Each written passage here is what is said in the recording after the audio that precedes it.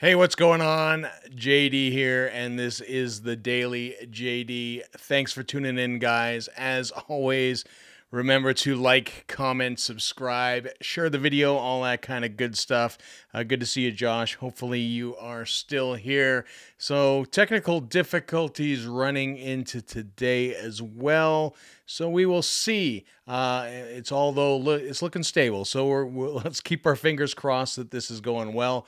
I think I may know what exactly is causing the problem, and it's actually to do with the Stream Deck and essentially programming it and then not closing things down and then relaunching.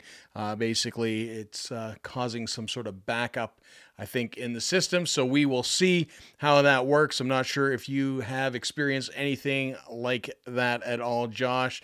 I am showing yellow for the live stream currently, but I am seeing green over on the other side of things. So we will see how this continues to go. So hopefully you are having a absolutely fantastic day. I know it has been a super busy day for me. I've got a lot of stuff going on. I'm just waiting to hear finally whether or not I am photographing Rise Against 100% for sure tonight.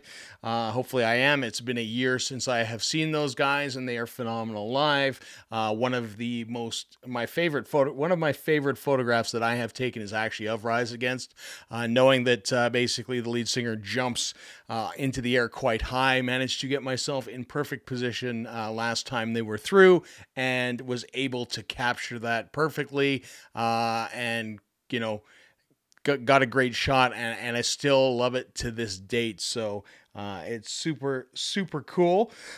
So just to remind you guys that we are a Patreon supported stream. You can support us over on Patreon. I just want to take a moment to thank our Patreon supporters. Of course, that's Mr. Matt Mort, as well as Reviewy McReviewface. And of course, we also have Kalela Post-Traumatic Victory. They are all our Patreon supporters. You can be our Patreon supporter there. Links for those guys are in the comments and as well down below, so you can check us out over on Patreon. And if you like, you can support us there. And as well, I'd also like to thank our YouTube sponsors. We've got our YouTube sponsors. Of course, we have none other than Mr. Josh WRB, who is in the chat with us today. So thanks as always, Josh, for supporting us on YouTube, as well as Mum's Universe. You can check those guys out as well. Our good friends from the VidMe days. So they came, back to YouTube. They did kind of the same route that we did. We went to VidMe, and then we're back on YouTube, and here we live for the time being. So thanks again for tuning in. This mic is right in the shot, but I'm not sure. It sounds way better when I'm closer to the mic versus further away. So we'll see. I always kind of like this as a clean shot, but there you go. I love that shot, man. I love that shot too. It just, sometimes when you're a photographer, you miss things. Sometimes you plan for things. I knew in the case for Rise Against that that was going to happen, and I positioned myself in a place where I knew I could catch the shot.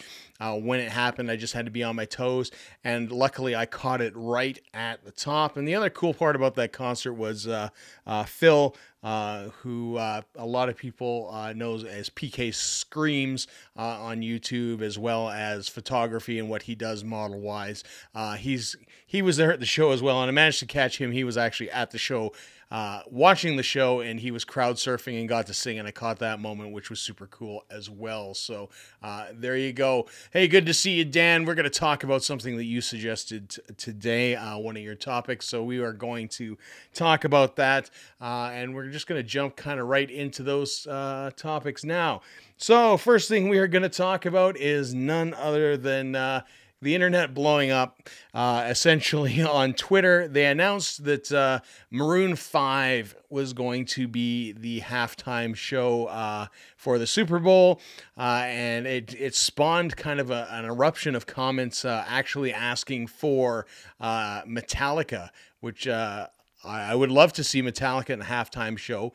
I know that that they would love to play it. I know that back in 2016, the Associated Press interviewed James Hetfield about playing the Super Bowl in the halftime show, and he kind of, indicated that he knows kind of the writing is on the wall for Metallica, that they will never ever kind of get that opportunity, mainly because, they're not, sort of sparkly enough or glamorous enough, that, they are kind of who they are and they do what they do, and that for that reason they are unlikely ever to be part of the Super Bowl. But the irony is that Metallica as a whole has done a lot of other sporting things. If you're a fan like me, you'll have seen them. They have been part of the national anthem. They have gone down to support the San Jose Sharks and done the national anthem there, as well as they have done the opening anthem for things like the San Francisco Giants, because obviously back in the day they moved from California when Cliff Burton joined the band. Part of the deal of him joining the band was that they would move to the San Francisco area, and they have remained there ever since. So, obviously, opening for the San Francisco Giants is just naturally the thing. And they do a bunch of cool stuff as well, because they took the guitars from that and they auctioned them off for a good cause and supporting charities in the area. So that would be super, super awesome. But if you have a chance, go to Twitter, check out some of the tweets around this. They are super funny.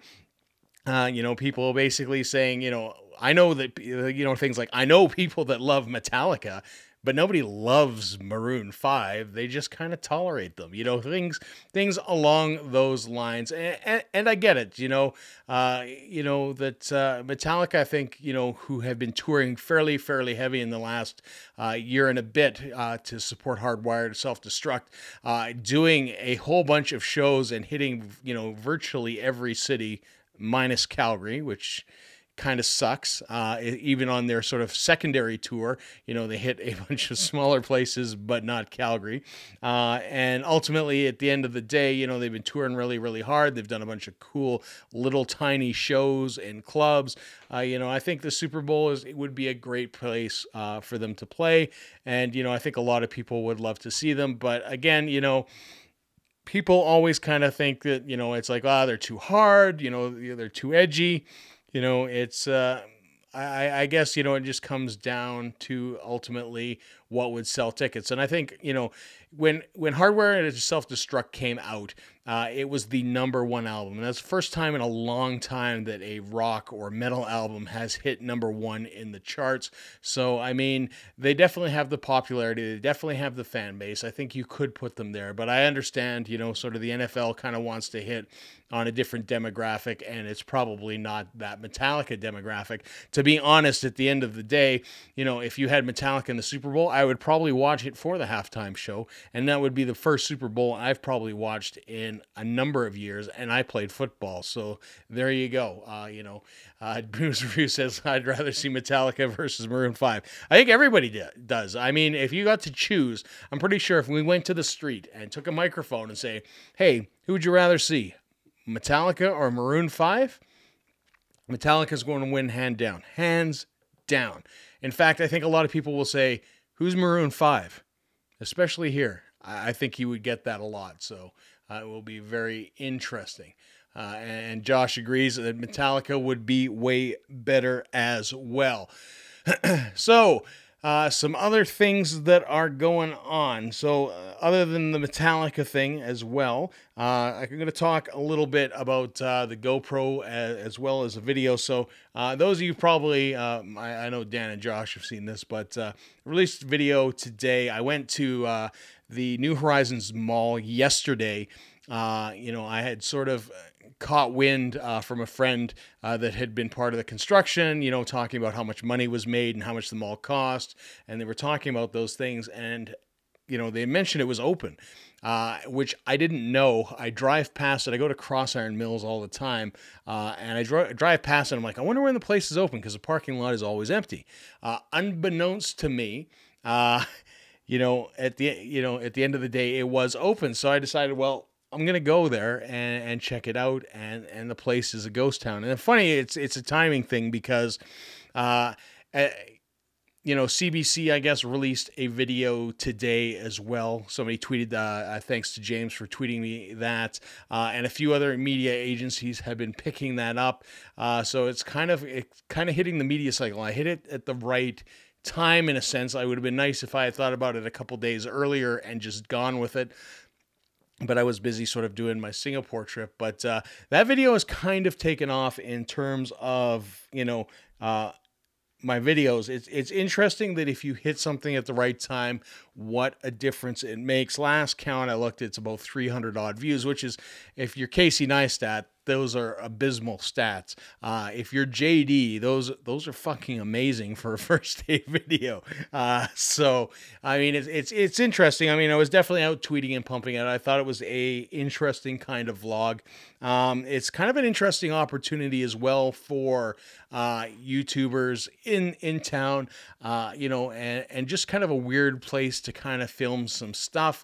I just can't, I have like 100 ideas that are going through. I'm kind of, almost in a sense, wish I could stick around a bit longer just to film this stuff. Cause I think in a month or two, that this mall will be a different looking space as people, maybe start to populate it a bit. I mean, it is vastly empty though. Like their opening date is October 27th, and the grand opening is October 27th, which has been pushed off several times, and probably, in my opinion, will be pushed off yet again because all I saw in there basically for sale were spaces to lease, and that was it, and a couple units for sale, because people are probably spent a bunch of money on these units, and at the end of the day can't afford them because they've got a mortgage and operating costs and condo fees for them all, and at the end of the day they're just not making the money they thought they would. I think what happened was a lot of people went into that business and found these units, and when they were for sale, they were about $150,000 to $500,000 was kind of the range, from like 200 square foot little tiny places, which is absolutely tiny, to some bigger spaces. And I think people were speculating in the sense that they went in there like, if I buy this place, then I can rent it out to a store, and then I'll make all this money and I won't have to do anything, sort of that passive income that people, kind of spend money. I'll get a mortgage and all that kind of stuff. And I think it really kind of backfired. It shows really, really bad for the mall. I mean, it's crazy. And it's kind of interesting too. Like, I mean, a lot of people just assume it's a typical model that they would use for a shopping mall, in the sense that a property management firm builds a mall and then populates it and, entices people in and, gets stores in there and make sure that generally it's pretty full. But that's definitely not the case here, because you've probably got, there's 500 units in the mall, probably 200 different landlords, I would guess, plus. I would guess that, some people just bought one unit and that's kind of it. And if you go on things like Kijiji, you can see how many of these places are for lease, and it looks like people are getting desperate. So if you do have a store and if you are going to move into a small thing and you want to do a business like that, I give it a little bit of time and you might be able to get yourself a decent discount there. Hey Nick, good to see you. So I'm just going to jump back to the comments here. Booze Review says, have Dave Mustaine come out and introduce them. Yeah. I think, I think, Dave is definitely over that. I mean, if you've watched things like Some Kind of Monster, I mean, they've kind of reconciled the terms. I mean, Megadeth by all means is a great band as well. And the history is always kind of interesting for metal fans. Nick says, did CBC CTV air your video? Not to my knowledge. If they did, that would be interesting. It would be obviously helpful.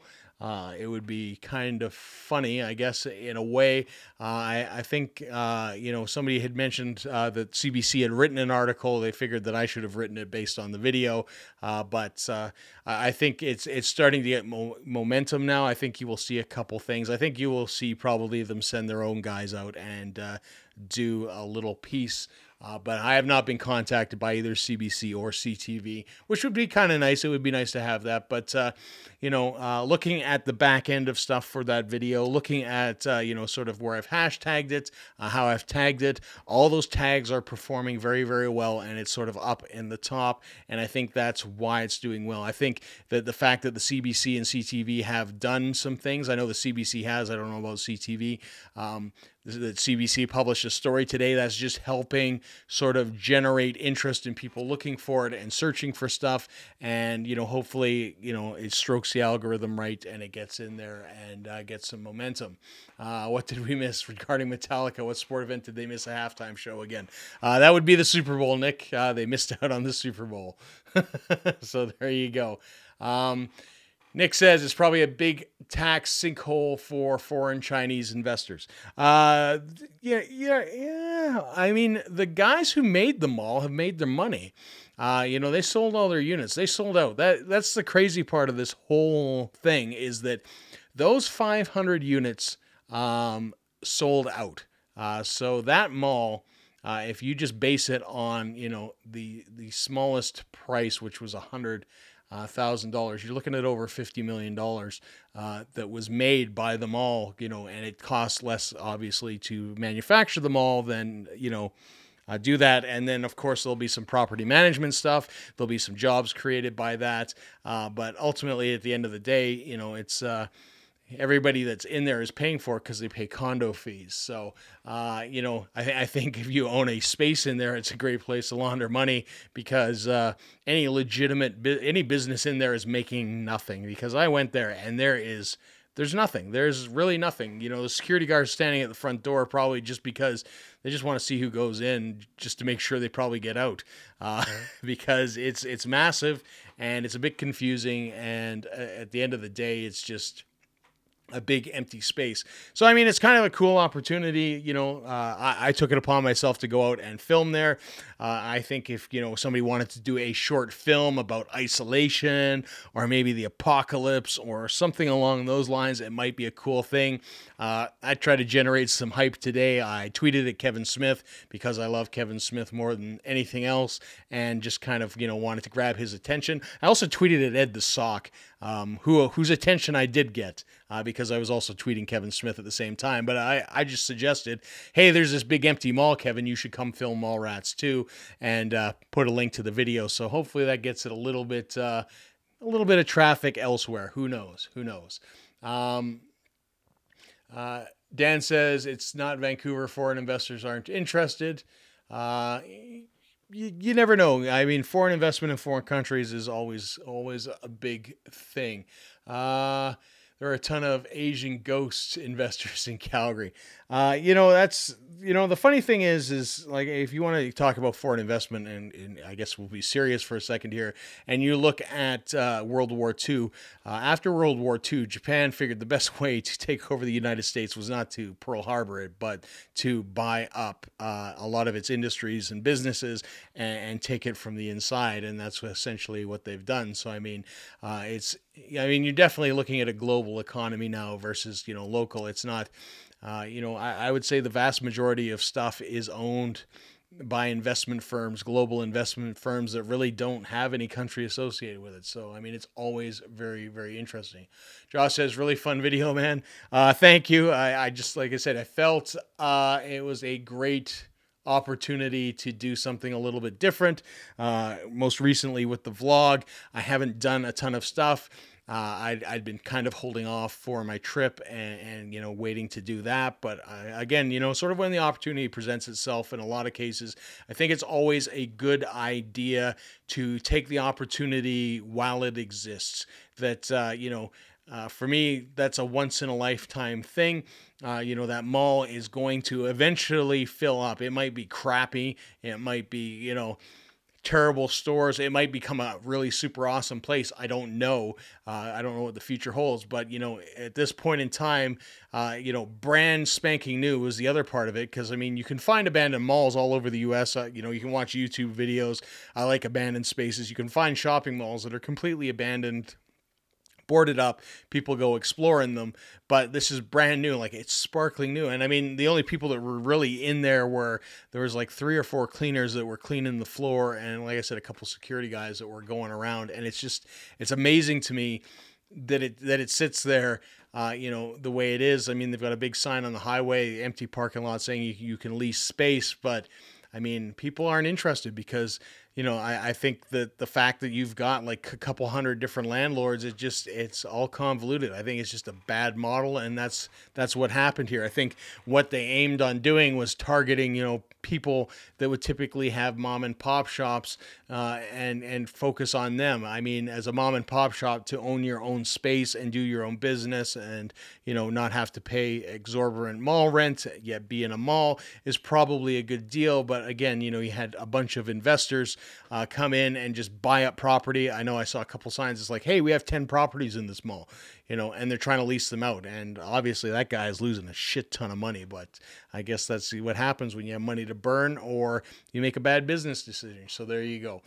50 million would not even get close to the cost to build a structure that large. I don't know. I think that 50 million would be well in the ballpark. And again, that's based off the low end of the numbers. The low end of the numbers being, sort of $100,000 a unit would be $50 million. But like I said, there were units in there that were $500,000. And I mean, 500 units, there's a whole massive unit downstairs that would probably cost you way more than the $500,000. I think they just didn't develop it. They just left the space open because of where it was located. But again, ton of space, ton of money. I am sure that the developer has made their money back in building this thing. And then, of course, there will be all of the management fees that they collect via condo fees. So, I mean, they're not going to lose any money whatsoever. I mean, and there's always the opportunity, I guess, if you look at it from a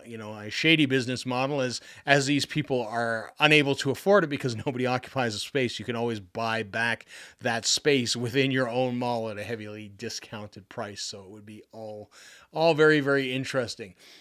Peter says, hey, don't talk about me like that.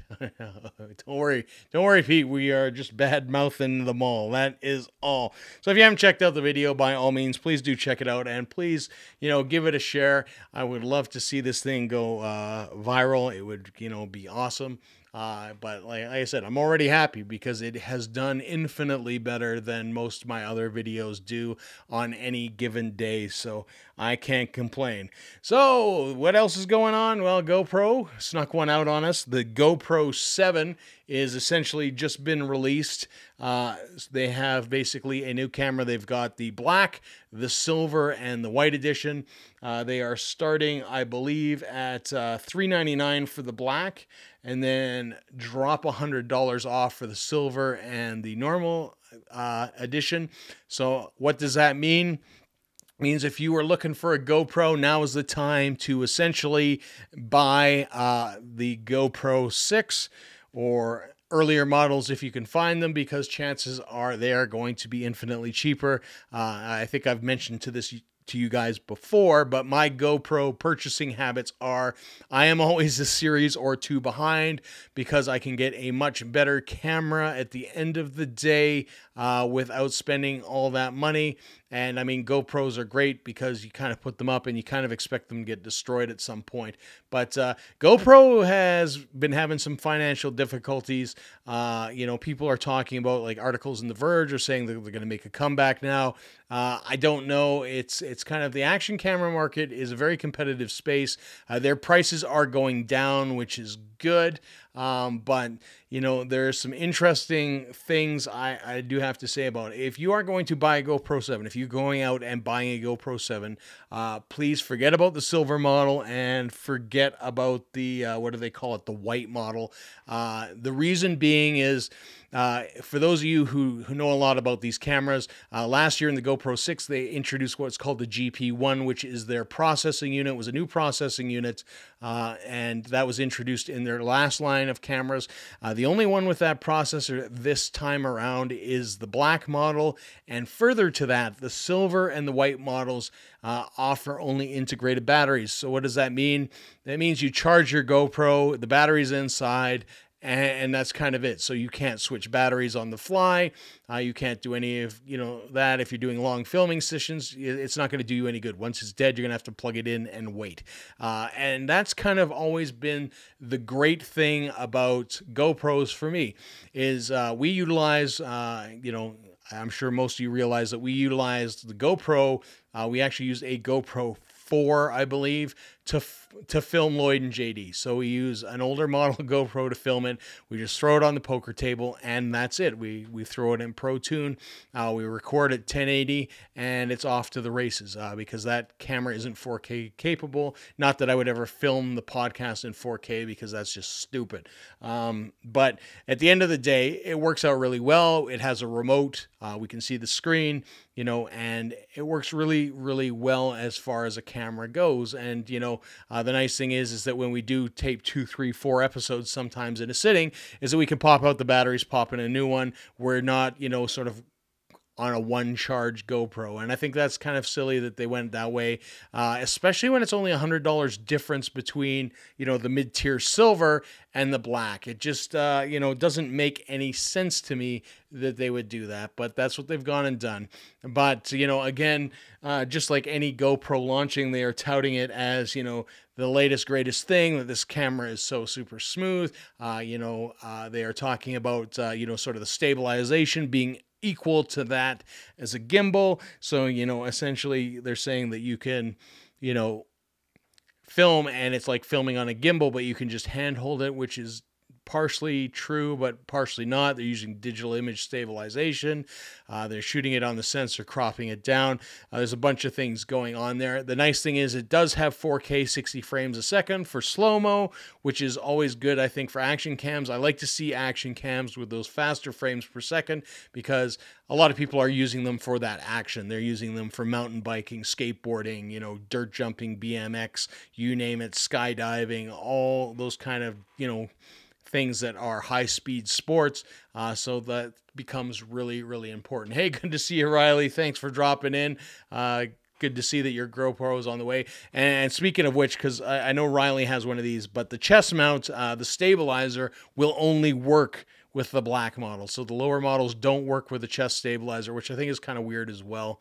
But that's just the way it goes. And I know Riley's a good person. If you ever want to talk about GoPros, contact Riley because Riley, often utilizes the Karma Grip. You should check out his channel. He does a lot of videos called One Lap, which I think are super cool. That comes from my love of mountain biking, but also comes from my love of making mountain bike films, where he just straps on the GoPro and he will do a lap of a trail. Riley is an accomplished rider, so always cool stuff going on there. Just some stats. West Edmonton Mall cost $1.2 billion, 654 Mall of America. Projection New Horizon Mall was $200 million. Yeah, so interesting. I mean, if they stayed in budget, like I said, they will have still made their money. Dan says GoPro is going the way of Apple does, 1 step forward, 3 steps back. The problem with GoPro, in my opinion, is that they've always been too expensive. That a lot of these small marketing companies can get in. They can put a Sony CMOS sensor in an action cam. It might not be as robust, sort of with the software as well as, what's going on within the hardware, but can still record a good image. That's good for most people.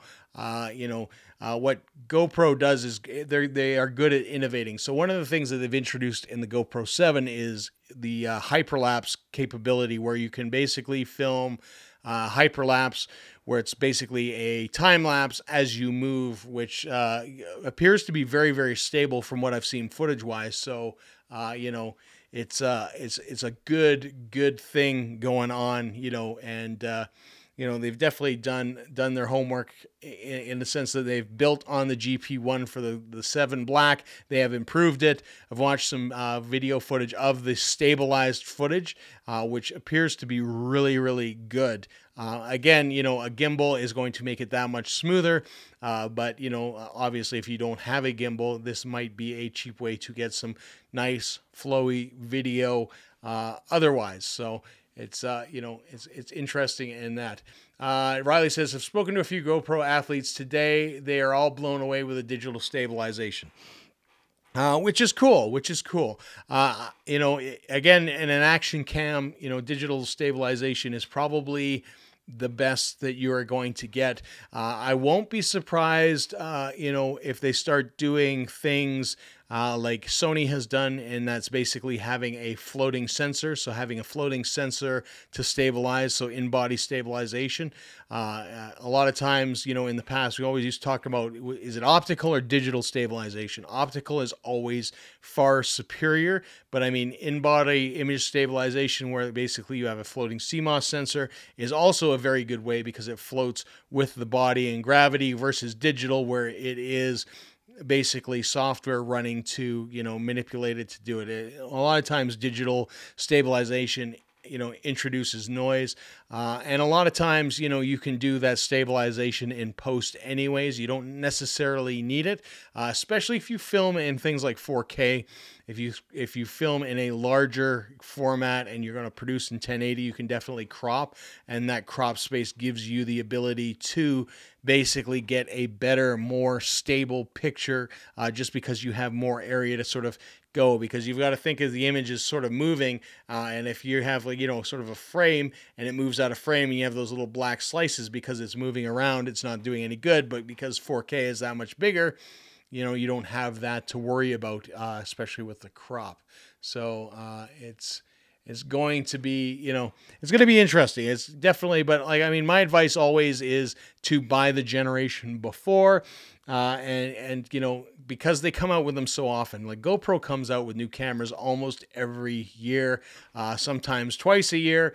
So by the time you buy one, the next one is going to come out. So the thing is that you will get a camera that performs very, very well. Like the GoPro 6 still has the GP1 processor, still shoots 4K 60 frames a second. So it's not like these have bumped up the frame rate immensely, but at the end of the day, you will probably get a cheaper price as well.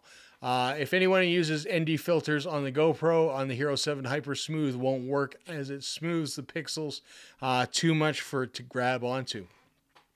And that's interesting. So that means that people that utilize GoPro still for drone usage, like myself, won't be doing that, because essentially I have to use neutral density filters in order to get the shutter rate to a place where it looks a lot better and it's not as choppy.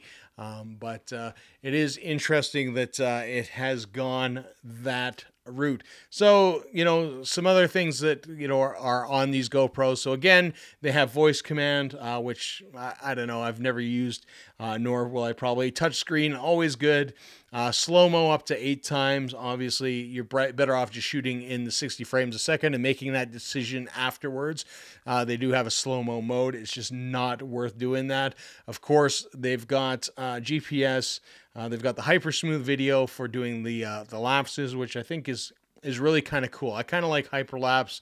They are difficult to do unless you have a stabilizer, but done right and done correctly, it makes for really cool video footage, and I'm sure you will see much more. And the other part that probably the bigger part that's kind of cool with the new GoPros is that you have the ability to live stream. Now, from what I understand, it's Facebook, so you can live stream to Facebook basically anywhere. So you will basically hook up through your phone and you will be able to live stream directly to Facebook. I think that is a good move by GoPro, that they will allow you to do that. So, you could potentially have action sport athletes basically pop it on, go for a ride, and stream it live directly to Facebook, which I think is kind of really super awesome. That you could go, for example, if Riley went to Moose Mountain and decided to stream with his new GoPro 7, that we could watch him live. Not that he's going to be on chat as he's bombing down Moose, but at the end of the day, it's just kind of cool that at the end of the ride, he can take a look at his phone, talk to people, have some interaction, say, hey, what trail should I hit up next? What should I do? Should I do this? Or, should I hit that drop? What trick would you like to see off the that set, all those kind of things. I think that's a great opportunity. Again, because when we talk about social media and doing things wise, building community is a huge part of things these days, and building that community and doing it through things like live streaming is definitely one of the ways to do that. So I think it's kind of cool that they have gone that route. However, that being said, the one thing that I've always been critical about, that I think is probably always been the weakest part about GoPro cameras, is their basically audio is terrible. Their audio is always suspect. You can do things to wire in external mics, but then they become less of a compact form. You have a bunch of weird stuff going on. Like, a lot of times you'll have microphones in the shot because of the way that the GoPro shoots, and it's such a wide angle. So it'll be interesting to see people that use the live streaming option, if that audio is good enough to do that. So, it's a good move. Hopefully, eventually we will see this technology, move into other things, like point and shoot cameras, DSLRs. They definitely have a bunch of, action type cameras, as well as, suites that do live streaming. But, essentially at this point too, the best live streaming app, camera, phone, or camera and microphone is your cell phone. Being able to stream live off your phone, whether it be an iPhone or an Android phone, is probably the way to go. But we will slowly make these advancements, and when you have things like Twitch TV, where you can stream IRL, as they call it, in real life, where people basically just stream what they're doing, which is crazy to me, but very, very popular. It will become more and more accessible for everybody else. So super, super cool. So if you guys have any questions, by all means, throw them in the comments. I've kind of rambled on for a long, long time there. I just got to jump back to the comments, see what I missed. Nick said, apparently delays and a couple of redesign changes of directions, layouts, finalized stuff, ground pushed the final budget closer to $350 million. Like I said, I guarantee you they made their money. They sold out. Their business model was based on selling the units in there, which they did 100%. So every unit in that mall sold. So I guarantee you that the property management group is fine with what's I shouldn't say they're fine with what's going on.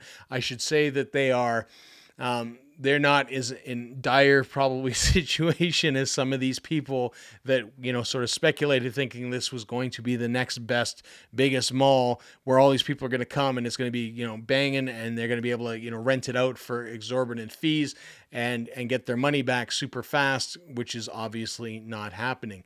And I feel for, there are a couple stores in there, and I feel for those people because obviously they wanted to get in a mall, and at the end of the day, they're like, I think what I was reading was in a tweet that there's something like 5 or 7 stores, which is like 2% of the mall, are essentially open. And again, at the end of the day, it's sad. If you put all your heart and money into something and you pay it and you set up your store and you get your space and then you got no customers, it is not a good time, I imagine. So that is pretty much all I have for you. Tomorrow, again, will be the last stream for some time. Would love to hear any kind of feedback for when I come back, what you would like to see. Would you like to see daily streams again? Would you like to see, more sporadic? Would you like to see it once a week? Who knows? I'd love to hear your guys' feedback in that regards. I will leave that open. And again, when I come back, obviously, I will start up again. I will try to do some live streams from Singapore. I will have some, basically data there. I think I get, and this is the crazy part, for $25, I get 100 megabytes of data, or 100 gigabytes of data. I get 100 gigabytes of data for $25, which is ridiculous. I don't know, when essentially, that is, I'm going to use that because I think I have 5 gigs currently and I don't use that. So I will probably stream a little bit from there. I will definitely fill you guys in what's going on from time to time. Hopefully. If not, there's always my socials. I will always post to Twitter and, kind of let little tidbits go in there, but I will be filming like crazy. Tentatively, I will be back in just over 2 weeks. So tentatively, that's when I will be back. But things are, it all depends. All depends what comes out in the wash. It's one of those things that are crazy. I know I do plan on also at some point shortly after getting back, I do plan on going to New York. So it's going to be a busy travel time for me, which I'm looking forward to. Josh says, you do you, man. I know the show is here, even if I can't make it all the time. Definitely. I mean, if anybody knows me, I'm going to do what I'm going to do anyways. But, I always do kind of like to get some feedback, and, some input in that, what you guys would like to see. But that's, again, all I have time for you. Again, I'll throw the video link in there. If you haven't checked out the video, please do. Please share it on your socials, all that kind of stuff. I just want to see if I can pump this thing to the next level and see how it goes. Like I said, 364 views, absolutely amazing. Thanks for all the feedback and all that kind of stuff. Okay, I want to talk about trading services. I need headshots. We can do headshots when I get back, man. Absolutely. We can do that. I am all set up for that. It's pretty easy now. It's all installed in the wall. Whatever you want as a background comes down. So we can definitely do that. And that's all I got for you. I will see some of you guys tomorrow because I think we're going to have a few beers in the evening and check out Brewfest. Thanks to Oren for that.